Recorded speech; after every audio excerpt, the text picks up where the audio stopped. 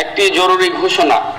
এত দ্বারা সকলের অবগতির জন্য জানানো যাচ্ছে যে সরকার বাঁকখালী নদীর দখলকৃত জায়গা উচ্ছেদ করে পানি প্রবাহ, সৌন্দর্য বৃদ্ধি এবং প্রাকৃতিক পরিবেশ ফিরিয়ে আনার জন্য, নদীর জায়গা নদীকে ফিরিয়ে দেওয়ার জন্য গত 1 সেপ্টেম্বর হতে 5 সেপ্টেম্বর 2025 পর্যন্ত খুরুশকুল মৌজায় উচ্ছেদ অভিযান পরিচালনা করে প্রায় 63 একর জায়গা উদ্ধার করে এবং 496টি কাঁচাপাকা স্থাপনা অপসারণ করে।